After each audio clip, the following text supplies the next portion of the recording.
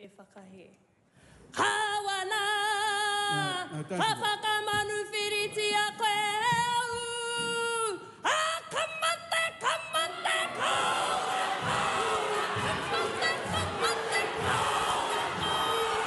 Wait, I bet you watched that video repeatedly before, since it's repeatedly appeared on your For You page, TikTok, or even Instagram. But have you ever wondered, who are they? Why did they do that? And what is the purpose of their doing? Why don't we study this case together? Prior to November 14, when the David Seymour proposed the Treaty Principles Bill amid significant public debate, critics argued it threatened Maori rights by altering the interpretation of the Treaty of Waitangi's protection. On November 14, 2024, a protest intensified across the country as thousands of Maori marched towards Wellington in a hikoi, opposing the bill. There are also demonstrations that disrupt traffic in cities like Hamilton. The parliamentary session, the first reading of the Treaty Principles Bill was scheduled. The legislation aimed to redefine Treaty of Waitangi principles, proposing that the rights granted should apply to all citizens rather than specifically to Maori. During the debate, Maori MP Hanarawiti Maipitak performed a traditional haka to protest the bill. She tore up a printed copy of the proposed legislation, an act that drew chants of support from her party and individuals in the public gallery, which caused the Speaker of Parliament, Gary Brownlee, to suspend Maipi Clark for her disruption, temporarily halting the session. However, despite the protests, the Treaty Principles Bill passed its first reading. The legislation advanced to the Justice Committee for further consideration. However, the future remains uncertain due to a lack of broad political support. The events of the day amplified public attention, with larger protests anticipated in the following days as marches headed to Wellington. But first, who is the Maori? Maori are the indigenous people of Aotearoa, which is New Zealand. They're rich with cultural heritage that deeply influences New Zealand's national identity.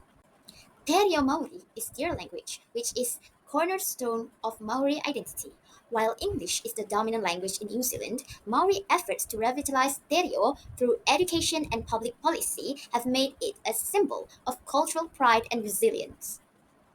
But we wonder, why did Maybe Clark perform the haka? Why haka? What is the significance of the dance? And why their action caused the parliament to be suspended? Maori prioritize their community and relationship over individualism, which make them carry value of collectivism that shapes their approach to communication. They are higher context culture, for they are indirect communicator, which reflected by their implicit manner, nonverbal cues, and shared history. Additionally, their method of sharing knowledge and values through storytelling, ritual, and symbols. The haka also one of their symbols and way of represent themselves to the world. However, haka is not just a performance, but an embodiment of collective energy, cultural pride, and resistance.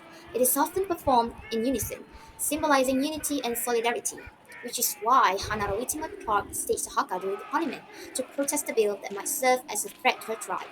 The haka was a direct expression of resistance to the bill, which many perceive as undermining Maori rights.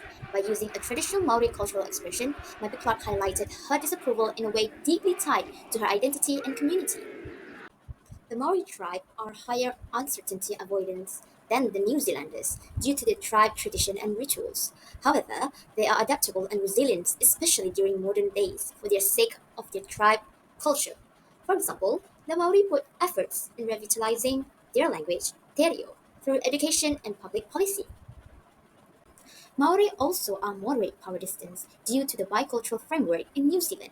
The tribe hierarchical structures are important to determine the respect role in their society, such as the elders, kaumatua, and leaders, rangatira. Furthermore, they are collective decision making, which balance between hierarchy and communal input. Maori culture is not exclusionist by nature. However, it is characterized by values of inclusivity, hospitality, and community, particularly when they assert their right to protect their cultural heritage or seek